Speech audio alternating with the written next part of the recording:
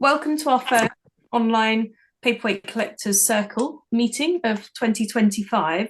It's good to see so many of you here, particularly those who have been joining regularly, but also there's a couple of people who haven't been able to join Zoom before who are joining us tonight. So that's good. And also welcome to a couple of the non-members we have for PCC as well. As you can see, we've got quite a lot of wide membership from lots of many countries. So it's really exciting to have this opportunity for Paul. None of us would have been even able to see Paul. So to have Paul come and meet us here online is a real treat for us. So just to introduce you a bit, Paul, but we're going to hear from you, so I'm not going to talk for too long because I don't want to take up your time.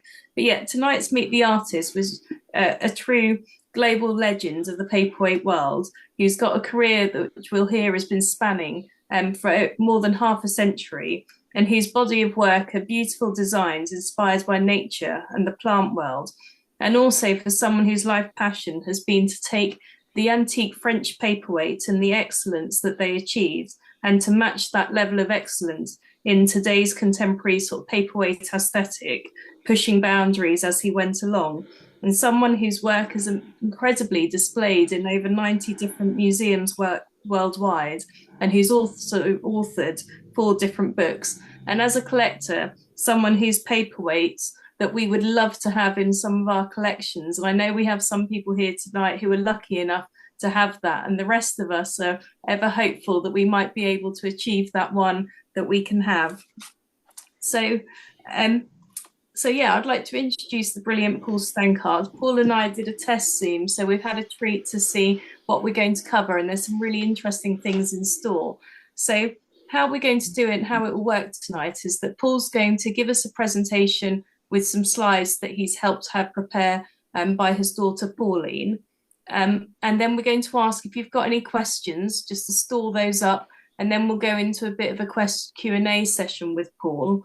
And then we've also got some slides at the end for some of you who've shared your weights with us this evening, to show to Paul and maybe talk about your weights, you know, why you like them, what the inspiration is, and to hear from Paul any insights into whether they were easy to make, hard to make, or anything he might like to share about them.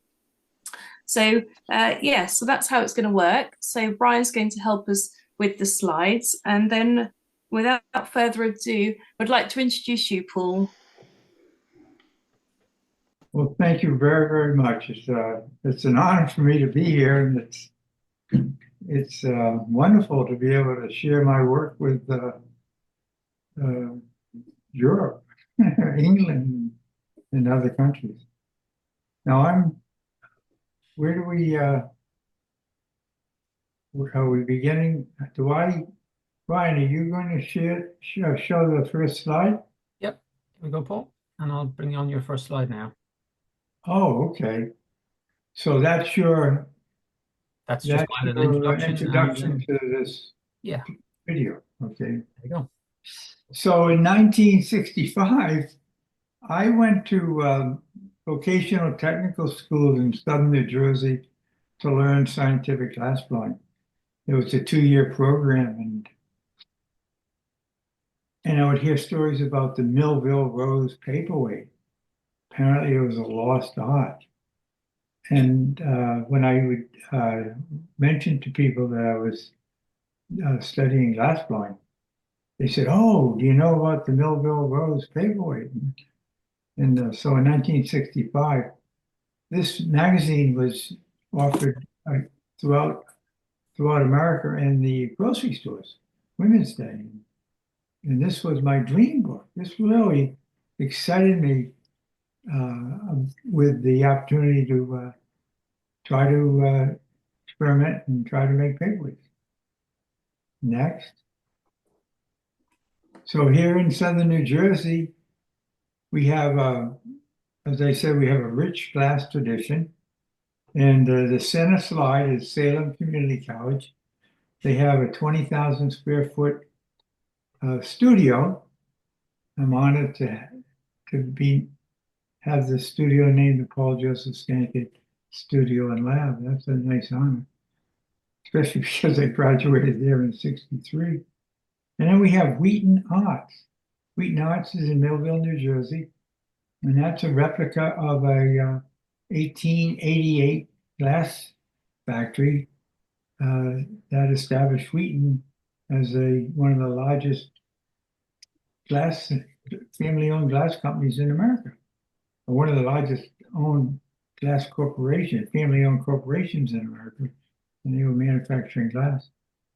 And then to the left is I worked in industry for 7 years, 2 years in scientific class at Salem, and then 7 years in industry. And the last job I worked at was a research center, Roman Haas Research, and I was making laboratory apparatus for the scientists, the organic chemists. Next, and here we are in southern New Jersey. Early on, from the beginning, my focus was native flowers.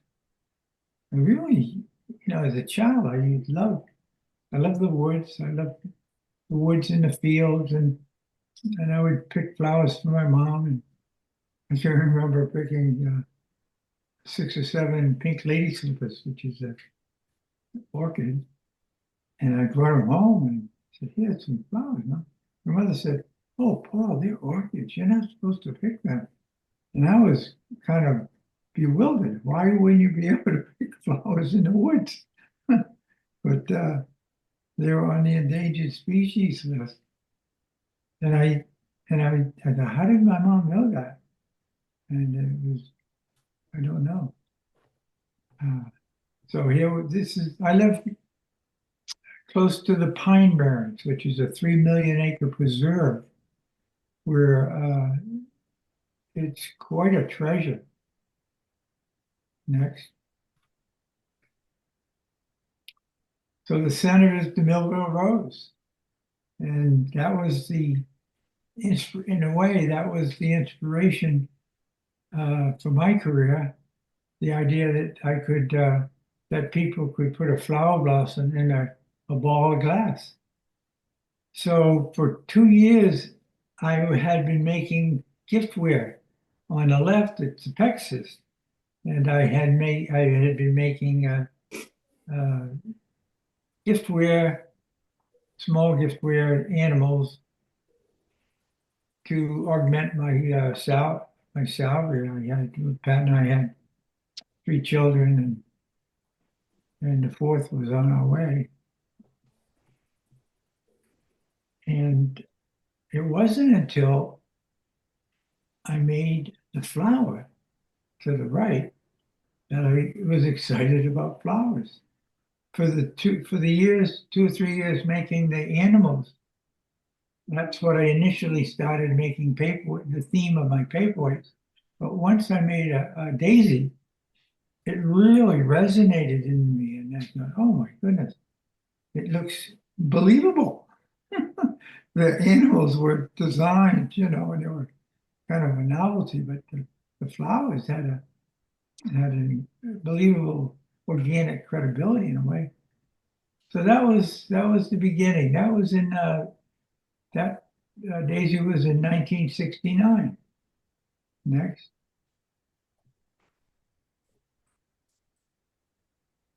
Oh, I'm showing you a 3-minute video of my sculpting a figure. And this process is called flameworking. There are people that refer to it as lamp working, but I refer to it as flame working. And this is a gas oxygen flame, and I'm heating up a rod of brown glass, and I'm melting it in the flame. The flame is about 2200 degrees Fahrenheit. And building the flower from the legs up.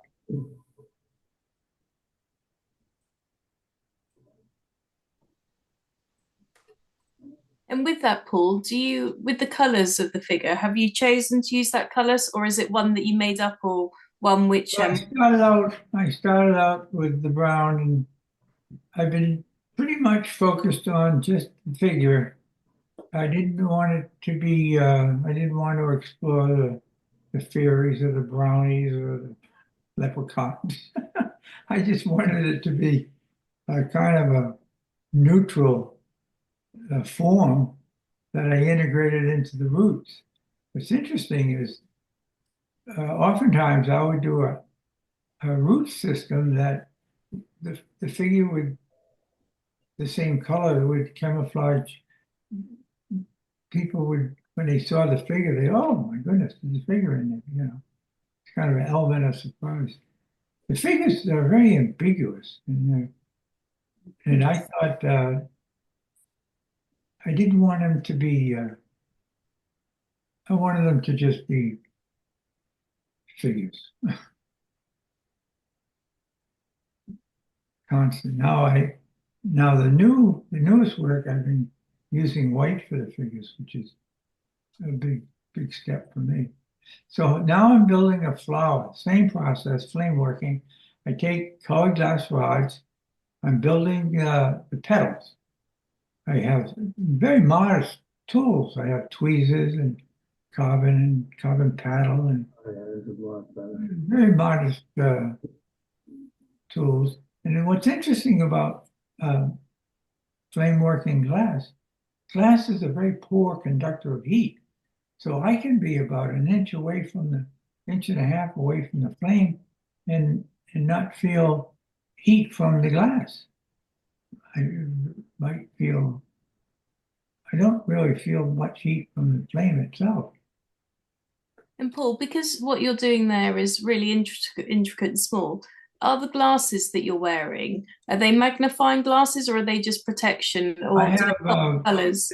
I have reading glasses, basically corrective glasses, but same strength as my everyday glasses.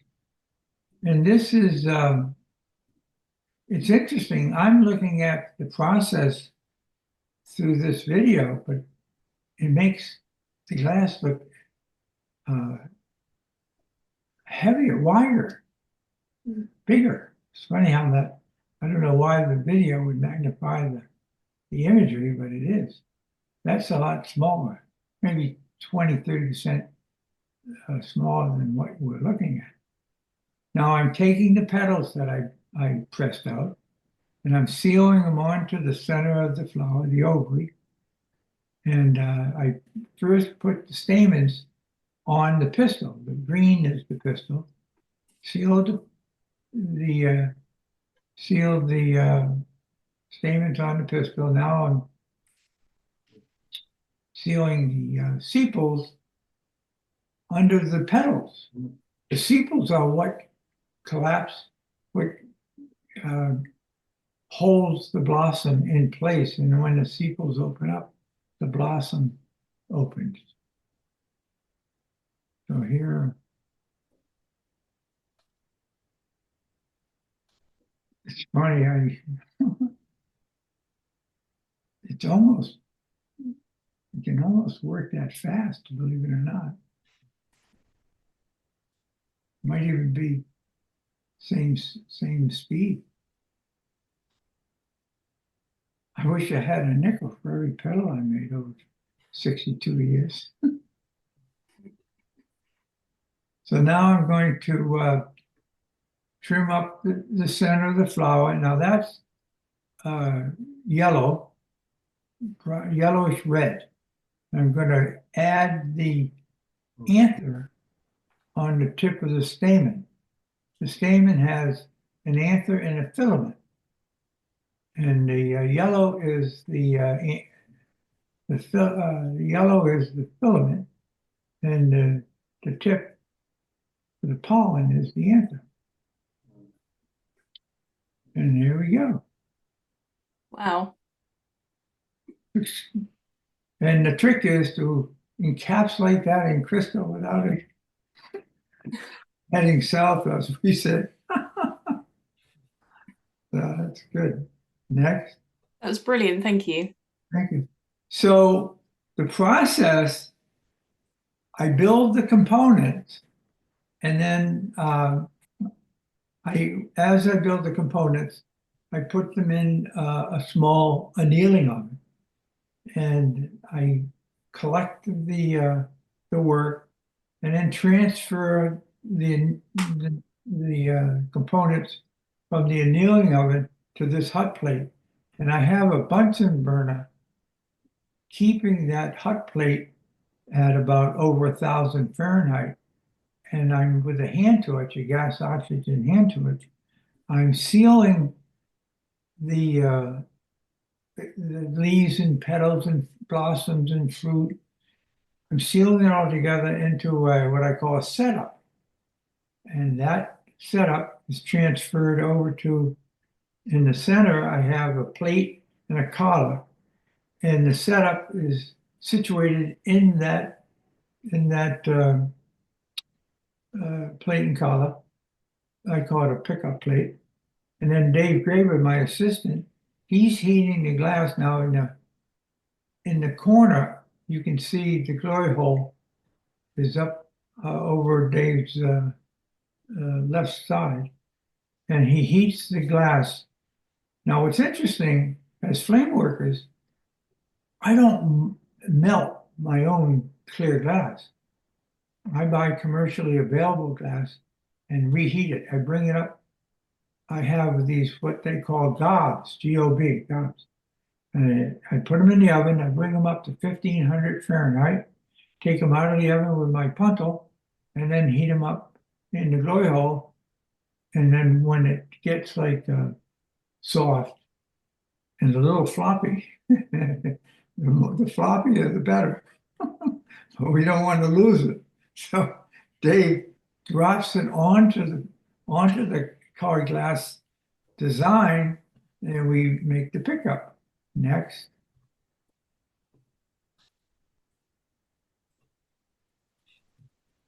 Oops. Okay, we're jumping ahead. Maybe go back. Can you go back? Okay. That is So, the next slide on there, Paul. Yeah. excuse me? Yeah, that is the next slide. That one. This one. Yeah. Yep. Can you go back? Sure. Sorry. There we go. So this process is basically a high level of risk. And my career is really about taking risk, trying to find new ways to be creative with my glass. And I'm not, oftentimes I'll risk losing a piece with the idea that if it works, I'll have something very special. And so I don't mind my losses because it leads me to a more significant example. So this is Dave, we dropped the glass in there. That's one pickup. I replaced the second floral setup in there. And then we repeat that process for two pickups. My son Joe oftentimes works here. So he's babysitting the first pickup, first half, and we're heating up the second half. And then we put the two halves together. And for the last 10 or maybe the last 20 years now, I've enjoyed having 360 degrees, two sides. So I put a pickup together and a pickup, and I put the two halves together and shape it. And I like the idea of having the design on visible in a 360 view. Okay, next. So, you know, I've been focused on native flowers, but in the 80s, I started to write poetry. I hit this invisible wall. I was working away, and I noticed I wasn't making very much progress. I said, oh, no. You know, it was this invisible wall. I had this glass barrier, and I wasn't advancing my career, and my work wasn't advancing. And I thought, well, let me start writing poetry. Because as a child, my mom would teach me, she would tutor me in reading with poetry. I went through school as an undiagnosed dyslexic, and my mother, she would give me reading lessons every night, and I would stumble along, oh, this is a drill, I don't want to do it. But when she bought, I don't know, it was very smart of her. My mom got children's poetry books, and she would read the poem, and I had great memorization skills, and so I would read the poem, and because it was rhyme, mostly they were rhyme poems, and I felt like, oh wow, I'm reading. So that introduced me to poetry as a child, and then when I had this, what I felt was a kind of a block, creative block, writing poetry. By writing poetry, I discovered the work of Walt Whitman, who's a wonderful, he's a highly regarded American poet, 1850 to, I think it was 1835 to 18 early 80s. And before Whitman, America, the writing in America, you couldn't differentiate it between the British writing and American writing. It was all the same. But Whitman came along and gave literature an American voice. So that really inspired me in ways that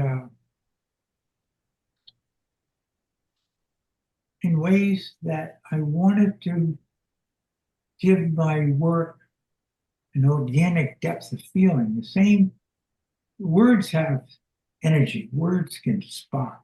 Whitman's words really spoke to me. So I wanted to have my work have the same depth of feeling that I read in Whitman's works. And here I am on the left building a little flower, and then on the right, the morning glory. One of Whitman's wonderful sentences in Song of Myself. A morning boy, let me get this. I don't want to, Whitman, I want him to be proud of me. A morning glory by my window satisfies me more than the metaphysics of books. And I thought, wow, that's pretty interesting. And then another sentence in Whitman's masterwork poem, Song of Myself, that really I related to it. The narrowest hinge of my hand puts to scorn all machinery. Now here I am working with my hands. There's very, a lot of, it's all handwork. And when I read that, I thought, oh my God. The narrowest hinge of my hand puts to scorn all machinery. Next.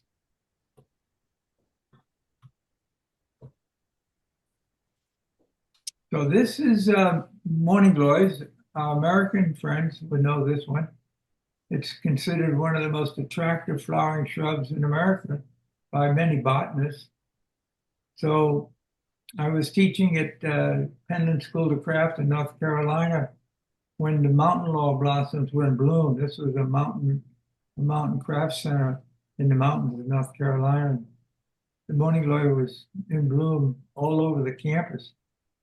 So I knew about the blossom, but I really never really gave it a lot of attention. So I came back from teaching and I started experimenting with the mountain laurel.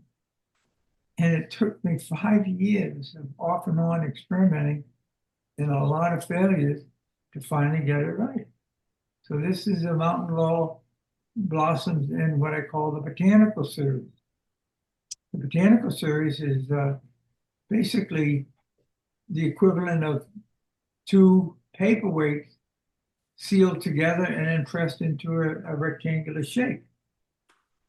And what's really interesting, I would be willing to spend any amount of time making a floral paperweight, but it would only take so much of my time.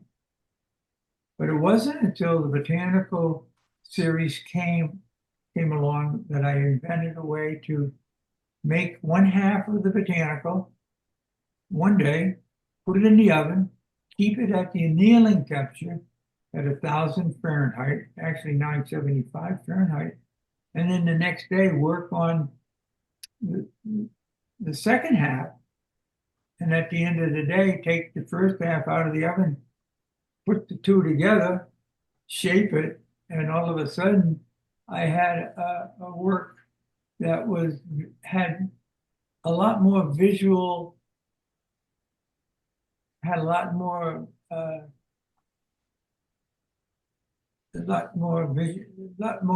what's the word? How do I say that? Had a lot of visual depth. I'm stuttering here. Anyway, so that was a wonderful breakthrough. And that was, the paperweight collectors were a little timid about that shape. But the glass collectors we have in America, we have the paperweight collectors are kind of an interesting group that are sympathetic to the traditional paperweight, building on the antique French aesthetic. And then the contemporary glass collectors have a lot more interested in a lot more adventurous work. So I was able to attract their attention with the botanical format. Okay, Brian, next. So this is an overview of 4 designs. The first, blue-eyed grass, that was in the early 70s. And the blue flowers with the white background. Early on, almost from the very first paperweights, I started putting roots on the stems. And the collectors, that was, I think they noticed it. And so the roots were kind of from the beginning, I didn't want to, I wasn't influenced, I was influenced by Charles Casian and Frank Whittemore and Paul Izard. I was influenced by the fact that they were making paperweights building on the French tradition. But I wanted to focus on native flowers. So I took a different path. And that stayed with me. It's funny how I've been a little obsessed by my work. I mean, I don't know, I'm not hurting anybody. Being obsessed with what you do is not a bad thing. But it's just I have as much energy now at 81 to do work as I had when I was starting out. So the blue-eyed grass, and then the winter squash. My work in the mid-80s started to become referential. I was more interested in organic, making the flowers, flame working the flowers, and have them appear organic. And I would title the piece. Sometimes I'd make up a flower name, and actually at times I would give it a Latin derivative. So, but this is an imaginary design that I called the winter squash. And the breakthrough on this was to ball up clear glass, take clear glass, encase it with a yellow, and then dot that, and then encase it with green, and roll it in powder, and then cut and polish it in half, so that one half, you'd have 2 halves that were, you could see the center, and then the other one would be, generally have a counterpoint, a whole fruit or squash, and then halves. And then the damselfly hovering above. At one point, I had my 2 daughters working in the studio with me, along with Dave Graber, and Chris became very, very skilled at making the damselfly, and she was she worked for me for about, I guess, 19 years, and then moved on. So I really like that design. And then I talked about the mountain roll, and then my most recent design is what I'm calling a faceted orb. So in about 2023 or so, I left paperweights to make spheres, 4-inch diameter orbs, I call them. And then the Paul Stankard cane in the center. Lawrence Stumps is a flame worker from Sacramento, California, and he's known for his marinis. So I asked Lauren to make me a signature cane. She says, Paul, do you want it cursive? I said, cursive? Yeah, I'll take it cursive. So he made me the Paul Stankard cursive signature cane, and I received it 2000, November 2023. November 2021. And I started using the Paul Stankard cursive cane. So all the work beyond 2021 will be signed with this cane, and it identifies this period of my career, which I think is kind of neat because, It's well, really good handwriting. Yeah, yeah, and it's to have that cutoff for collectors to be able to know at what periods in recent years was your weights in their collections. yeah. And some of the weights are dated, but, I really, I know, I've been documented so that collectors eventually will be able to figure it out, but this documents it in a time period. Okay, next. Ryan. Oh, this is interesting. So I'm associated with Salem Community College. I'm the artist in resident, and we have a yearly program, the International Flameworking Conference in March, and we invite major masters from around the world. So we had Matthew Godet, a French flame worker, French artist, and he was invited to give a demonstration on his marinis. And they're very, very skilled marini canes. And so I said, Matthew, could you make me a cane? I'd like to have thank you, Lord. And he says, sure. So it took me about 4 months to get it, but he sent me this thank you, Lord cane. And now I'm working on a series that I'll explain a little later when I get to that point. But and then in the center is blueberries, and this commemorates my childhood joy picking blueberries for my mom. She would make a blueberry pie, and I'd go into the woods and pick blueberries, and that was kind of an interesting. I enjoyed that. And that's gold leaf, 24 karat, 23.75 gold leaf. They don't, apparently, somebody said they don't make 24 karat gold leaf. I don't know. But anyway, it's like a miniature paperweight, a little marble like that.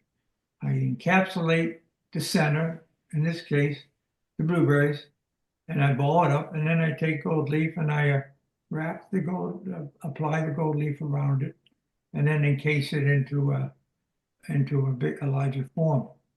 And then to my right is a figure, and for whatever the reason, this little guy really has touched me. He looks like he's been worn out or something. He's got a lot of emotion from my perspective. He has a lot of emotion. He just had a tough day and he's taking a rest again. I don't know. Okay, Brian, next. Then here's other examples. The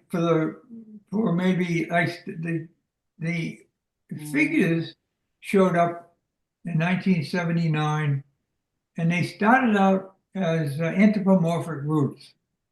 I went to the museum I went to the art museum at the University of Pennsylvania. My brother was visiting his alma mater. I went with him, and I happened to go into the art museum library, and I saw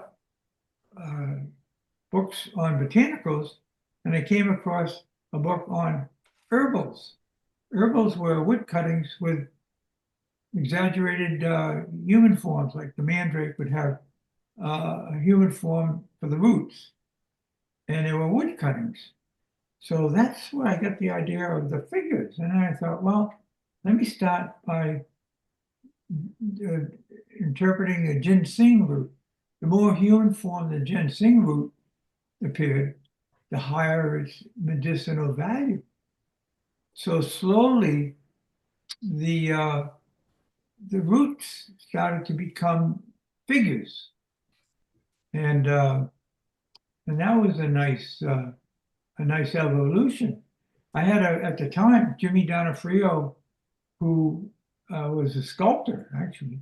He worked for me for about, I think, 4 or 5 years, and he really did a lot of the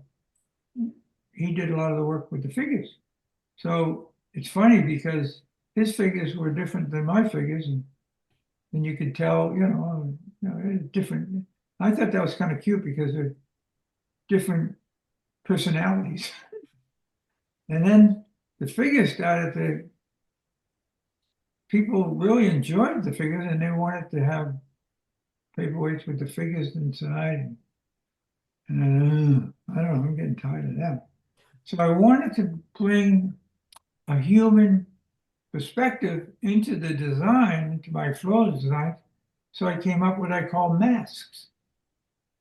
And this is a lost wax technique where I sculpt the mask in wax, cast it in combination of plaster Paris and another high firing material, and cast it in clear glass, and then I would use high firing enamels to paint the color onto the mask. And that was an interesting, I did that for about 2 or 3 years. And the collectors thought they were destined. They weren't people, certain people bought them, but for the most part, I think people thought they were death masks, and they weren't. But now they're at auction house. I stopped making them. I think I made them for about 2 or 3 years, maybe 2 years. And now they're on, when they show up in an auction, they go for a bit of a premium, which is kind of interesting. Next, Brian. So, from paperweights to the botanicals, to the orbs, to the assemblages, I was always trying to repackage. My whole theme was I had this botanical vocabulary in glass. And I was constantly looking for new ways to present my interpretation of nature in glass in a different format. So on the right, I would encapsulate my flowers in little blocks, cubes. And you're looking on the right, that's an assemblage, and you're looking at 4 cubes and then a rectangular form for the golden orb. And then I had a cutter, Jim Shore is in Oregon, in the West Coast, Oregon, and he would grind and polish and laminate the work together. I would always send out my cutting and polishing. It was all I could do, sit there and make the paperweights. And the idea that if I have to go into the studio and grind and polish them, so I sent out the work, and this was maybe I had a inferiority complex about my scale. Scientific, the studio glass people, bigger was better, and I couldn't say that, but I wanted to increase my scale, so the assemblages became a very nice vehicle, a nice format for my botanical vocabulary. And then on the left, this is a 35-pound, 8-inch diameter orb ball. And it was ground and polished in an equipment that was used for grinding and polishing bowling balls, the ball things. But this piece is made, the center is a large cube, and I made 6 sections, and each section had bees in them. And then they were like cut and polished and then laminated onto the cube. And once it was laminated together, then it was recut. And these 2 pieces were in a collection that was donated to the Glass Museum in Tacoma, Washington State. Minkoff, Robert Minkoff, bless his little heart, had about 100, he collected about 135 of my pieces. And when he passed away, his foundation donated the collection to the Glass Museum out in Tacoma, Washington. So that was kind of interesting. Okay, Brian, next. Oh, here's, I'm actually, I'm old enough so I can copy myself. And then some of this work, and I'm thinking, I might have to go back and read some of my presentations. So this is the same as an assemblage. I have 6 cubes that have been cut and polished and laminated together. And what's interesting is I have a sheet of optical glass laminated on the front and the back, and then it's laminated on a black base.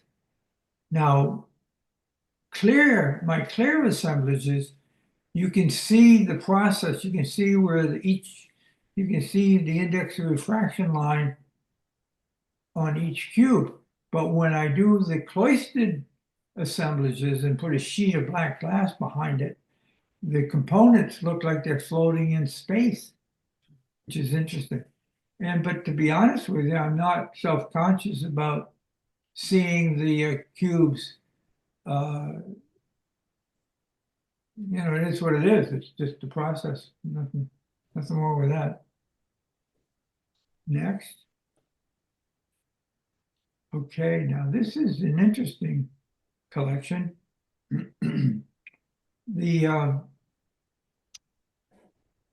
The fruit with blossoms, berries and fruit, and the spring beauty blossoms on the lower left. I got all excited when I figured out how to do fuzz on the fruit. And this is what really, I'm still learning how, I'm still inventing illusion. And I think, wow, I'm probably more emotionally in the game now than I've ever been, because I know it's coming down. I'm coming down the home stretch. But it's like each piece is, I worry about the integrity of the piece, the quality and the originality, and feel that, this is gonna make my grandchildren proud, I guess. I don't know. But anyway, this is that's a nice piece, fuzzy fruit. And then the center was a commission for Robert McMillan. He won the Nobel Prize for Organic Chemistry. He's from Scotland. And he was knighted in 2021. He won the Nobel Prize for Organic Chemistry. And then in 2022, the Queen knighted him, Sir Robert McMillan. But he's teaching at Princeton University in New Jersey. Rowan University is a pretty good sized university 5 miles from my home. And they commissioned me to do a piece to present to Robert McMillan. He was invited to speak for their 100th anniversary of the university. So I had a chance to meet Robert, and a very pleasant person, and so that was nice. And my dad was an organic chemist, and when I was in the room with Robert, he gave a wonderful speech for lay people, and then he had another speech in the afternoon for people who knew chemistry. but for the layperson like myself, it's wonderful. And then we adjourned to a room where they asked me to present this gift to them. And my dad was an organic chemist, and I'm talking to him, and I could feel my father. I could feel him looking down on me. How strange. So he was pretty proud of his son. When I was growing up, they didn't know what the heck was wrong with Paul because he was in the slow class. And so they didn't have a diagnosis for this. It wasn't diagnosed in the public school system. It may have been diagnosed, but not for me. Anyway, and then to the right, actually, this flower is inspiring a new body of work. It's being blocked by half of it's being blocked, but it's very organic. And I want to go back to that. I love the bulbous forms, and I spend a lot of time with my stamen structure in the center of the flower. And then I took that technique for the fruit, fuzz on the fruit, and brought it over to the fruit on the yellow fruit in this piece. And it's amazing how if I develop an illusion in one design, oftentimes it's applicable to the future designs. So that's kind of exciting. Okay, ta-da! We're coming down the home stretch here. I'm enjoying this. I hope. We're enjoying it too, Paul. I feel so honored to be able to talk to people in England and New Jersey even, and whatever. So this is a new orb. This was made about a year ago, maybe less, and it's an opportunity for me to make things that are very floral. But I love to put what I call bulbous forms, root tubers, in the designs.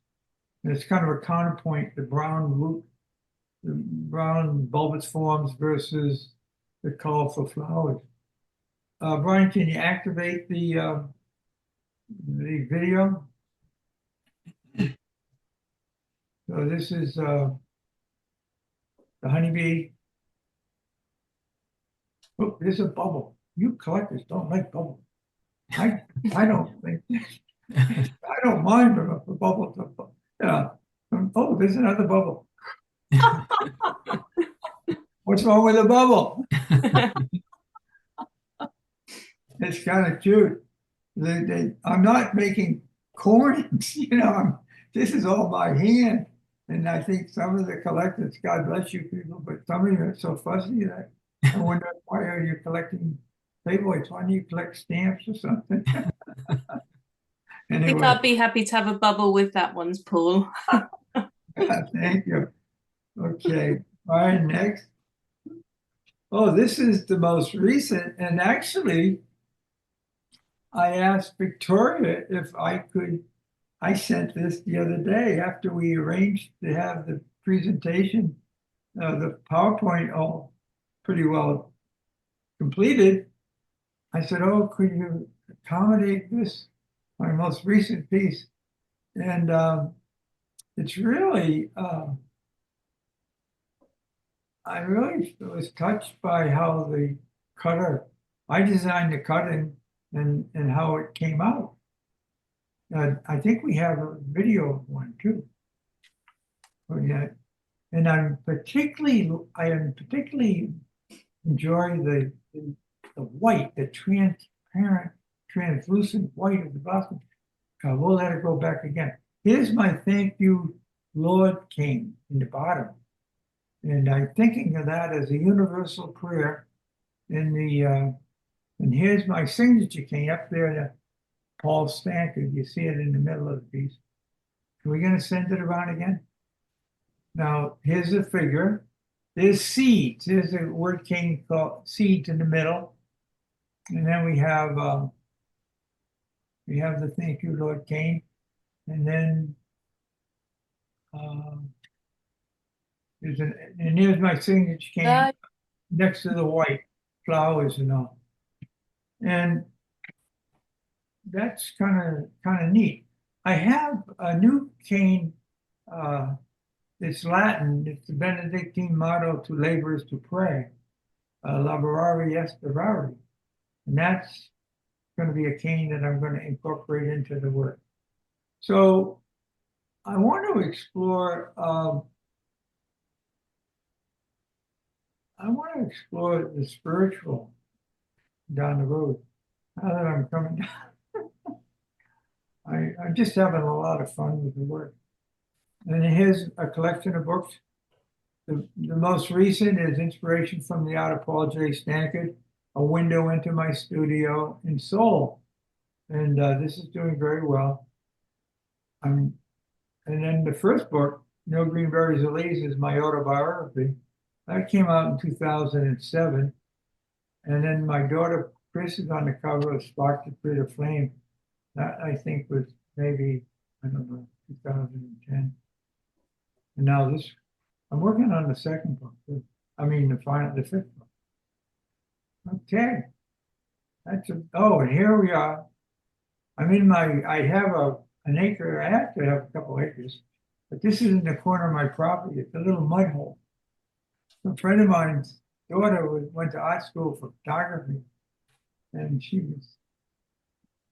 said, do you have any photography? Do you need any photography? I said, sure. So she came over and I looked at her portfolio, and she really did some really peculiar good things. So I said, well, you want to take my picture? She said, do you have any water around here? I said, sure. Get the mud hole in the corner of the property. She said, all right, put on the suit and I'll see you Friday. It's Friday morning, she comes around. Okay, she sprinkled flowers in the mud hole. Said, now go stand in this. And here I am. Well, thank you very, very much. I really enjoyed this. Paul, that was so interesting. Thank you so much. I guess the fascinating insight into the experimentation, and then hearing, seeing how long it takes to make something, and then hearing obviously if it's not successful, but that's okay because it's a risk taking.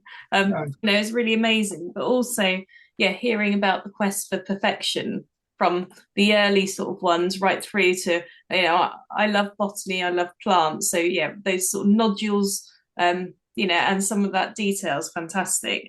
But also really interesting about the techniques and the assemblages. I had no idea that you could put 6 cubes together and then end up with this amazing block, because I collect some fish blocks from Murano in the 1950s, 60s, but not like yours, but that you can do that and it's all intact.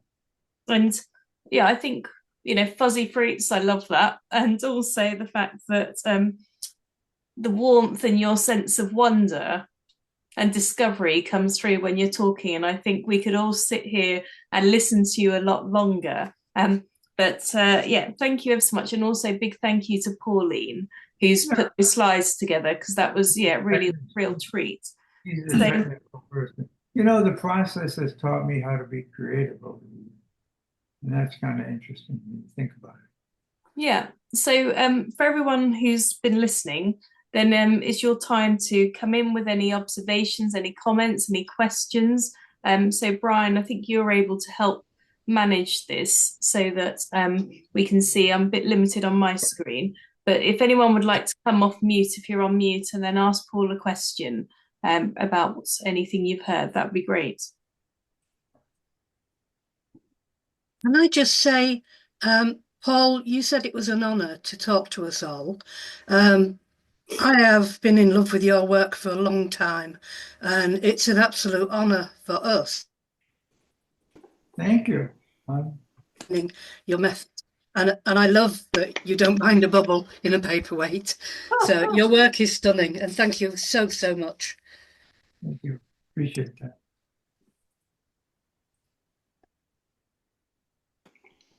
So I'd like to make a comment, if I may. This is Alan Port speaking. Um, and welcome to those in the UK. I'm sitting here in the Boston area. Um, Paul, I'm sorry. Uh, how how large are the rectangular assemblages? Are they larger than normal, or is I'd that say about maybe 10 inches tall by 5 inches width, maybe okay? 8 inches across. Right? They're That's substantial. I mean, they're yeah.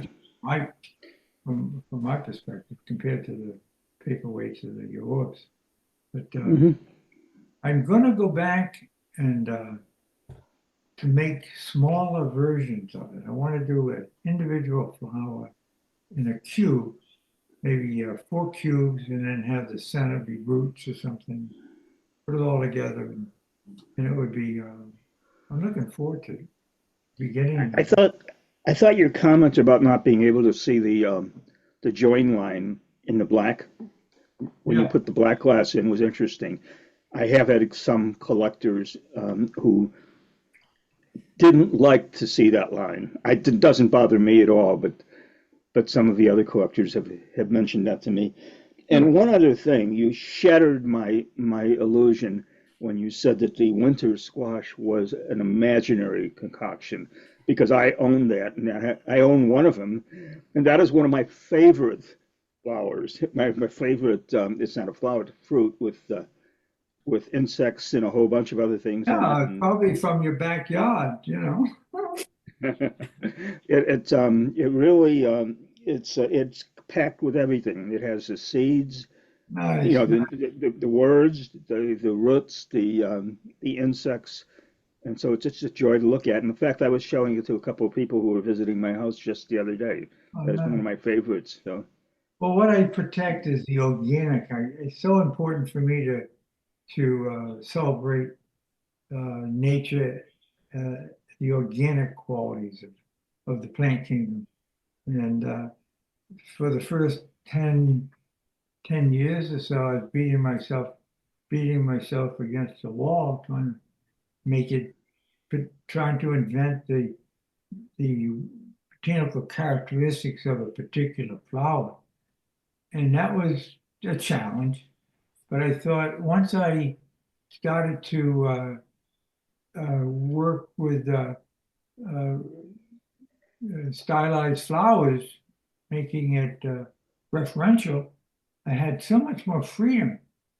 And I was able to put more uh, attention to detail into my referential flowers that everybody assumed that they were real. mhm, that's Otherwise, right. why would you do so, it was so detailed that it had to be real. Oh, they were Brilliant. referential. Thanks, Paul. We got Mark Block. I think Mark's got his hand up for a question there, I believe. Thank you. Can you hear me, Paul? I can hear somebody. Is this you, Yeah, Alan? it's You Mark Block, disappeared, Paul. you disappeared from the shed. There you are. Nope. Uh, just a question, Paul. As an artist, what frustrates you the most as an artist? And then technically, what frustrates you the most? Everything. I mean, I wish what frustrates me. Well, I've come to terms with my process.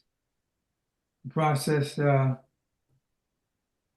competing for the most part. My my community is the studio glass movement in America, and I was competing with people whose work was, you know, 3 feet, 2 feet. My scale was a little on the small side. And that was probably behind the reason I wanted to push the paperweights to a larger scale. But that was heroic. The scale was heroic from my perspective, but it was still very small compared to the studio glass landscape. But what frustrates me, I don't know. I mean, I guess everything. I don't know how to answer that one. Well, we got Beth Ann, which will jump in with the next question, I believe. Beth, can we Hi, hear from you? it's such an honor to talk to you, and it's so beautiful to see your work. You talked about the danger and the risk taking that you have, but also pointing out, you like to see a bubble or two. What part of the process is the riskiest, and how do you decide when, I'm sure you've lost a lot of pieces over the years, things that you started working on and failed at various points. How do you decide when something is a failure versus when something is just something that might have a flaw that you either like or don't like? Well, I don't enjoy the bubbles, but I accept certain, I mean, there's a limit. I mean, my criteria is if it doesn't interfere with the beauty of the piece, then I'm not gonna, if there's a little bubble here or there, it doesn't mean anything. But when I started out, I would destroy half my work with the failure. And then it started to, as I mastered my craft, I became my results were improved to maybe 20% would fail. And now I do a lot of studies before I crank it out for a major piece. But when I have a failure, generally it's really not so much craft, but the aesthetics. I don't like it. I just think, oh, I used, messed up on the poor color combinations of this and that and the other thing. I live with it sometimes. I have my collection is basically interesting collection, but a lot of them were failures. I can afford to keep them.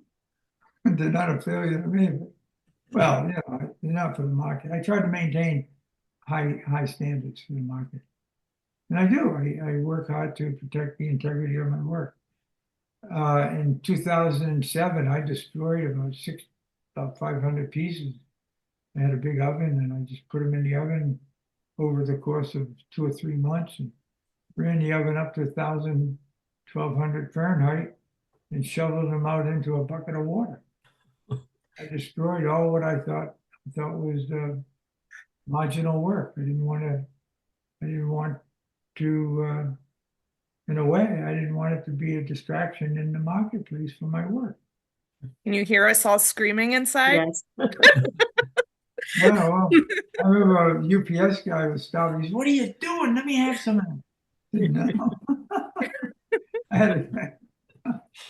But I mean, I'm a professional, and I know I want my best work to represent me, and that's what it is.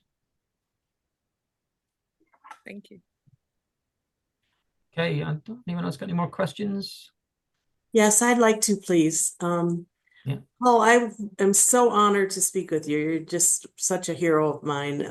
I can't even imagine the beauty of all of your work, that you've done over the years. But I had the privilege of going and seeing the exhibition that was on your work at the Morris Museum last year. And that was fabulous because a lot of the pieces were your own private collection pieces. Actually, 30 of mine were, and then 30, there was like a collector from Bethlehem, PA, put her collection in the display, which is kind of interesting. It was incredible because you could see you went through the slideshow showing your progression over the years. But, as anyone knows, there's nothing like seeing it in person. And just seeing that progression from the smaller botanical works when you first started to the big, enormous cubes that were just mind-blowing. And I thought your progression, and you were showing the book that your daughter was on the cover of, and from craft to master. And so you've gone from craft to being a world-renowned master. At what point in your career or in your progress did you say to yourself, aha, I think I've made it. I think I'm a master now. What weights did you make? What ones did you make where you finally said to yourself, this is it, I got it? I think that I was committed to pursuing. I had a vision. I had a personal aesthetic. Originality has always been very important to me. I derived inspiration from poetry and walking in the woods. But I grew up with a lot of studio glass people in America, and we all kind of matured together. So my work continued to evolve.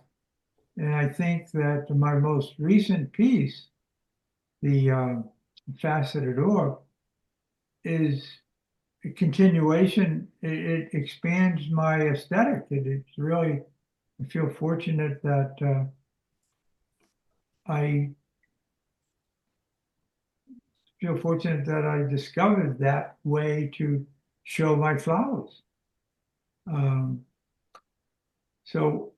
This is a cute story. So I live in Mantua, New Jersey, a small township. I was invited to give a talk to the 7th graders over at the local grammar school. And I said, okay, I'll come over and I'll talk about craft. So I went over there and I told the kids about making things. And, I brought some examples of my work. And I brought a few things that were other artists made. So before I set it up, and the teacher said, students, this is Paul Stankard. He is internationally known for his class. And he's here to share with you his work and talk about object making. So I gave him my little talk. That was kind of cute. They were listening. So I ended the talk and he said, any questions? A little kid raised his hand. He said, how do you know you're internationally known? I go, whoa, that was a good one. So about a month earlier, there was a professor in Beijing, China. He was the head of the glass program in that university. Apparently, it's a very prestigious university in Beijing. And he came out with a book on world contemporary glass. And he actually came to the studio about 6 months or 10 months earlier, talked to me and saw my work and stuff. So I got the book. So I said to the young fellow, I said, the little boy, I said, glass is being melted and worked with all over the world. And many people in different countries write books about contemporary glass. And I'm in the book. That's how I know. And I thought, how did I get so smart to answer that? Well, if I may, a quick question. Is there anything that you've attempted or tried over the years that's just completely beaten you, that you haven't mastered, that you've given up on and not gone back to? Or are you happy that you've sort of, any technique you've set out to sort of conquer, if you like, that you've actually managed to overcome it? Is there anything that's beaten you over the years? Well, what happens is if I had this need to crack to get the mountain law. Truth be told, I've been around artists and say, oh, I got this idea in my dream. Okay. So after I had a show in Florida and I was kind of worn out, when you do an exhibition, you have to have about 20, 25 pieces. It's a lot of work and they have to be different. You can't have the same. You have to have a variety of work. So I worked really hard to have that, to build a body of work for that exhibition in Habitat Gallery in Boca Raton, Florida. And I was worn out. And after I came home and I said, and I had for about 4 or 5 years, I had experimented with the mountain laurel blossom, and I would make 3 or 4, and mostly it would be junk, but I saved the best one out of my effort. So I came back and I said, I'm going to try to do that. I'm going to try to master that mountain load lesson. So I didn't do anything but experiment for about 30, maybe over 30 days. And I was making progress, but it wasn't coming out. And it was getting expensive. I wasn't earning any money. I was spending a lot of money on materials and overhead and all that. So it's starting to get very tense about the whole thing. And this is amazing. Right before I went to bed, I had an idea about it. Went to sleep, woke up with that idea in my mind, went into the studio, bingo. I Wow. nailed it. Isn't that amazing? Now I haven't had that happen. That's the I sort of haven't had that happen again, but I haven't been so, so yeah. obsessed by it. Yeah. But what I do is, if I'm developing a new illusion, oftentimes it's more of an illusion as opposed to a plant. And then I can take that illusion and apply it to a variety of plants that I can reference. Right. So I really haven't tried to go after, say, I don't know, whatever, Sure. No, thank you. dandelion. So, Ryan, I think you were saying that's the end of the questions at the moment. So should we share some slides with Paul of some of the weights in the collections? So if you see your weights come up and you're happy to come off mute and ask any questions or say, what particularly drew you to buying it or why you love it, then feel free to. And then if not, if Paul, you're happy just to give a very quick sort of brief thing about if you remember it. Yeah, that's wild rose. We have a wild rose with a bud and a fruit. I think that was in the maybe it was in the mid 80s, I don't know, when was that made? Probably early 80s, maybe. I don't know, maybe the 70s. But Thanks for sharing that, Graham. is that in a collector's home here in this group? Yeah, I don't know if they're on the call actually. It's Graham, his one. So I don't know if he's on the call or not, but certainly he sent it in knowing that you would be here. Yeah, that's a nice piece, yeah. Here's another, this is a nice story. I was represented by Spink and Son on King Street in London. They were the purveyors to the royal family for medals and things. And Pat McCauley was in charge of David Spink and Pat McCauley were both paperweight enthusiasts, and they would attend the Paperweight Collectors Association conferences every 2 years in the USA. So Pat McCauley wanted to commission a rose as a gift to the Queen Mother, right? Hold it. Maybe it was the Queen Mother. Yeah, the Queen's mother, I think. And this was in the late 70s. She was turning 80. So I worked on developing this rose for the Spink presentation, and this is an outgrowth of that rose of Glaum. What's interesting is my mother, she was so proud to think that I was doing something for the Queen Mother. And she would run around Winona, New Jersey, talking about her son, the paperweight maker, working on a paperweight that was going to be presented to the Queen Mother. That's a brilliant story. Any of you collectors, have you been to the Spink and Son? I think they've been bought out by another.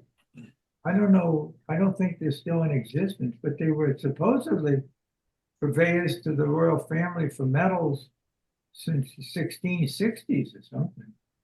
I mean, they were pretty high end, I guess. I don't know how you call it. Yeah, they're closed down now, but that's a lovely weight, Paul, and really interesting. I hadn't appreciated the Queen Mother story, so I'm sure Norman and Angela will be really interested to hear that if they weren't aware. That was a commission that satisfied that. Now this is a sweetie. This is a Paphiopedilum orchid, and it's a cluster of orchids. And what I would do is I pull down greenish glass into little fibers, and then I would crush it up and twist it up and make it into moss. And that was the body, that was the armature that I would stick the roses, in this case the orchids, into the moss. And then on the underside I have the mass.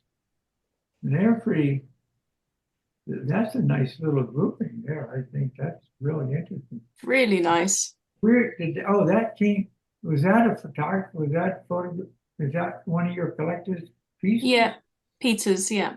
Yeah, it's wonderful. I see Selman, courtesy of Selman. They just sold one of my orbs that has the Thank You Lord theme in it. So Peter has a number of paperweights of yours, Paul. I'd safe to say he's a fan. Oh, so this is my I'm a big enthusiast of James Joyce's literary career, which my story in 1972, I was watching Phil Donahue was a daily program interviewing celebrities, and he had on Bruce Jenner, which is now Caitlyn Jenner. And Caitlyn Jenner, at the time, Bruce Jenner was talking about being dyslexic and how he put all of his energy into sports because he was so poor. He was a poor kid. And that really got me thinking. And then about the same time, there was I listened to the public radio, which was more academic, and there was a panel of Temple University in Philadelphia had a panel, and they were talking about excellence in the arts. And one of the panelists said, if you want to do excellent work, you have to know what excellence is.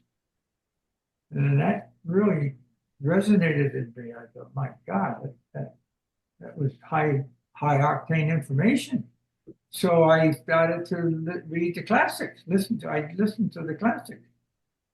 And I listened to audible books for about 50 years now. One of my heroes is James Joyce. So I asked Lon Stumps, who did my Curse of Paul Stankard cane, to do a James Joyce portrait cane for me. And I was invited to exhibit my work in Ireland. And so he says, James Joyce, what do you want? James Joyce, it's not Marilyn Monroe or Elvis Presley, it won't sell. I said, I don't care. I just want a James Joyce portrait cane.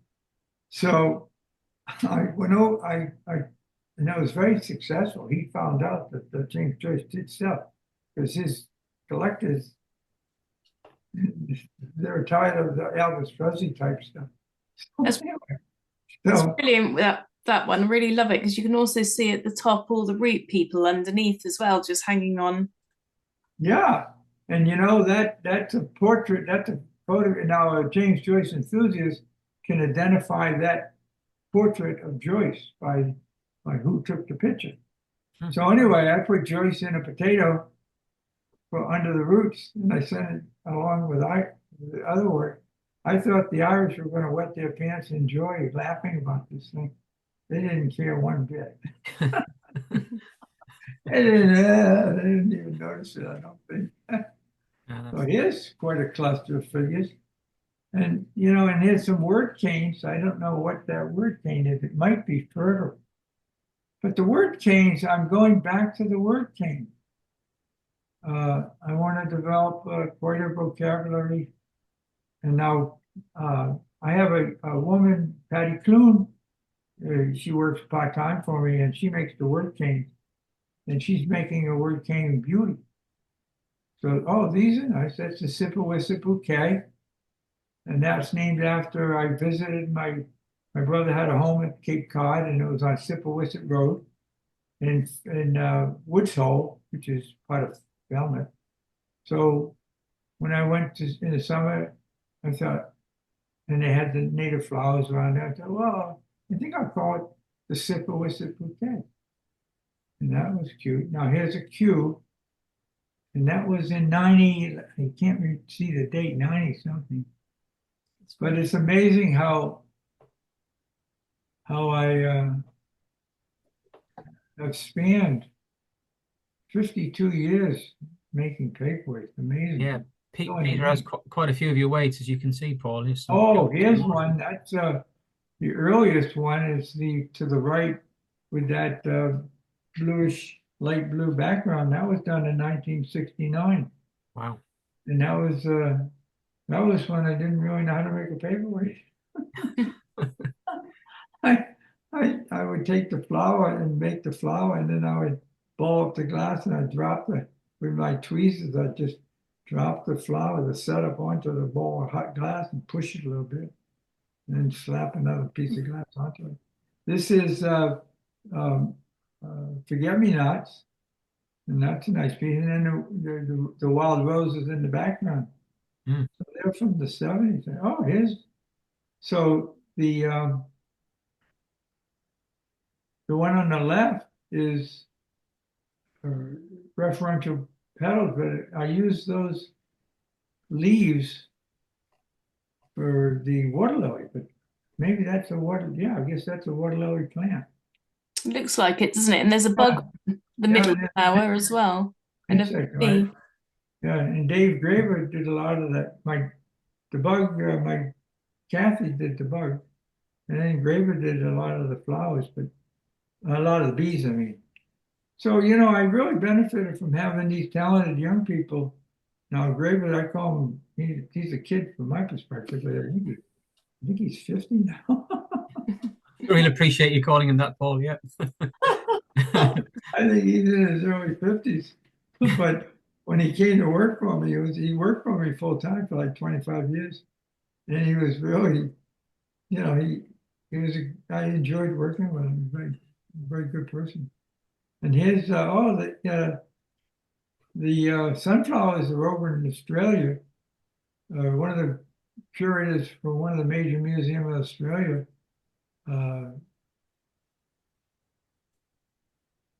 is connected with that somehow. I forget how.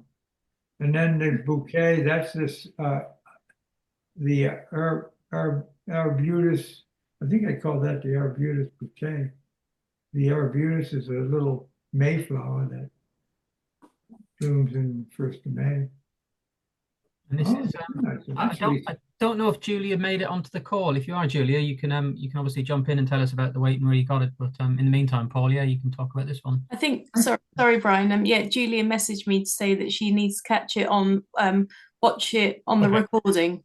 Sure. Well, this is that has the portrait cane. That was made after November 2021, and that evolved into where my designs. The designs kind of evolved from that. That was a nice design. Mm. And, that's a nice one. I forget what that was. Yeah, that's oh my goodness. Forget the title. But on the little word cane, it's got 2 words. I think it's fertile and scent. And I bundled 2 words together in that little green chip there. And then there's the Stankard somewhere around there. And then the honeybees, and then the moss and the blueberries. I really enjoyed that. I forget the title of that. It's terrific. really intricate. Oh, that's the underside. Yeah. Oh, okay. We have ripe, seeds, and moist. I wanted the words to be ambiguous, but I think I went overboard on some of those words. Oh, somebody did this. Isn't that interesting? Somebody put together a collection of my components. Yeah, so Anthony's he's not on the call, but he was saying that about the image of the person is yourself, and that you commissioned. That was Dana Hewlett. Dana Hewlett. Oh, it's Dinah Hewlett was making portrait canes. She and Lon Stumps, they were both doing the portrait canes. So I sent that, and that was one of the pieces I sent over to Ireland. I said, this is Thomas Stankard, who immigrated from Ireland to America. And then with this, Paul, in the middle, I don't think the middle is mine. If it is, I don't recognize it. So what? So I think what Anthony said is that the two buttons on the bottom. So I think it's the flower and the bee, that you made two paperweight buttons with gold shanks.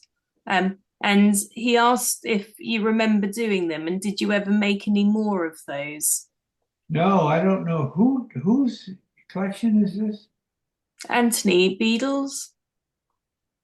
Is he in Wisconsin? I'm not quite sure, to be honest. Yeah, like I must have given him all this material. Yeah, he's presented it lovely, hasn't he? That with the root figure and some of the words and the canes, and then also one of the masks there as well. Yeah, he's a pretty big collector of canes and lampwork, Paul. So he would have. Yeah, Anthony Beadle is in Wisconsin. Yeah. Yeah, Bunnell or something. I think. Yeah, how about that? Yeah, very nice people. I met them. I had a gallery out in Door County, Wisconsin. They call that Cape Cod of the Midwest. It's a peninsula that goes into Lake Michigan. And they had a home there. With the button at the top, I think you commissioned a cane of a self-portrait, but then he asked Dina to then make it into a button as well. So that's probably why you don't recognize that one, Paul. Yeah. But it's lovely presentation, isn't it? It's very, very nice. I'm very, very impressed with them. Mm. And this is a dogwood. Do you have dogwood plants and flower trees in England? No, we don't. No, Brian and I saw this plant when we were in Cape Cod and Rhode Island, and it was just so beautiful. But we looked it up, and it became, we saw it as the dogwood, but we don't have that over here. Not as anything like that. Yeah. That was done about 1973 or 4. It's amazing. I look at this work, and it was my best effort at the time. It's amazing how the work evolved. Oh, this is nice. This is that's water lilies, and then the botanical, what do they call that? Botanical something. But that's upside down. Yes, apologies for that. It was a very last minute introduction to the talk. So that's completely on me. Apologies. It's okay. It's okay. But that was fun. That was a nice invention. I would make little teeny florets, took a stick of clear glass and I put 4 or 5 petals on it and pulled it out and made a little floret, and then I would plug it into a spiked flower. And I really enjoyed that technique. I think that's it for the photos. Oh no, there's a couple more. Yeah. That's the sunflowers with the blueberries, the roses. That's a nice piece. The blueberries are beautiful, aren't they, with the pattern of them? That must be in the 90s, I bet. I don't know. 1993. Yeah, okay. This is Colin's on the call here. Paul, this is Colin's weight. Colin, when did you get this? I bought it from a dealer about 2 years ago. Lovely. In England? No, in America. Oh, okay. From Gulsari.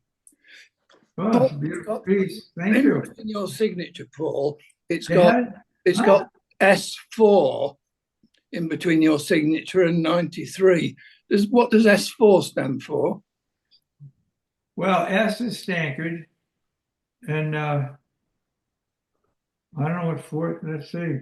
Well, maybe it has. Well, I would take at one point I would use, or I would register the paperweights with a series of numbers, and the last two numbers was the year. 93 is when it was made. 4, I don't know what 4 stands for. I just threw it in there, I guess. But as long as it's got the S, but that, and I think I'm looking at a word cane in the middle there. Is there a cane with a word on it?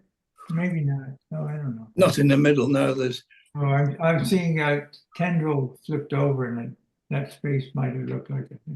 But that's a sweet piece. I'm very proud of it. I like the. I really like the tendrils. I think they're so interesting. I like the blueberries seem to work very well. You know what I did? I took black glass. I would take clear glass and case it with black, and then I'd roll it in powder. In the blue powder, sometimes the black would pop through the blue, so it would be like a veining, a little dark veining. But I'm going back. Actually, I'm going back to the blueberries. I enjoy that. Okay, I think that's the end of the members' weights. That brilliant. Well, I hope you enjoyed that, Paul, in terms of some weights in collections that maybe brought back some memories for having you not seen them for a while. And of course, what's really interesting is not only, as I mentioned earlier, your weights have ended up in 90 museums, but also, the love and joy that they're bringing in people's homes all over the world. And they're all out there in different places, but you don't get to see where they all end up. So hopefully that was interesting for you to see. It's very, very interesting. With the Queen, it's really been it's been a blessing for me to be able to, have a career, raise my family. When I left industry in 1972, and my prayer was that I could make enough money to support my family and do good work. And that prayer, this is interesting. I don't know, just kind of a mystical thing from a Catholic point of view. But when I left, one of the things, Paul, you said is when we were doing the test call is that, you said to me that you were really fortunate to have found your niche, in the world and with the paperweights. But I think, we feel as collectors really fortunate that you found your niche too, and that, you were able to, create such stunning pieces of work that, have moved into being so realistic, but also yet really interesting now to explore with the spiritual side, seeing that coming into the weights more. So I know that you said, at the moment you're making one weight a week, basically, is what you're doing. I call them orbs because you can't put them on your desk or hold down papers or roll off the desk. Yeah. So it's a paperweight technique. Even the botanicals were the paperweight technique. My whole body of work is predicated on paperweight making techniques that I just changed the form. But it's I've had a lot of awards, and it really was it's a blessing. But then you go back in your studio and it's always about the work. It's not about the awards. You have to go back into the studio, and I feel like I'm a monk in my studio at times. I'm just in there, just very comfortable and want to be creative and develop and invent new illusions. But also I teach. And I not too much teach. I'm artist in resident at Salem Community College and also Rowan University. And I give lectures. I lecture the kids. I demonstrate too. And they all want to work with borosilicate glass, which is a high melting point, heat resistant material. And it's very popular among the new wave of flame workers. So I don't call them marbles, I call them flower balls. I said, listen, I'm gonna encapsulate a flower. I can make a borosilicate flower ball. I sculpt out a flower. I work it in a way that they haven't seen before. I started with the stamens in the center and work out. And then I add glass, and then eventually a shaker. I said, I'm not a marble maker, but I'm a flower ball maker. Well, Paul, thank you. I'm conscious we've taken up, quite a bit of your time this evening. You've been really generous, and we really, really appreciate it. Thank you. I'm just going to ask everyone to unmute, if that's okay, for a moment, so we can show Paul our appreciation for his time and his, sharing his knowledge and his stories.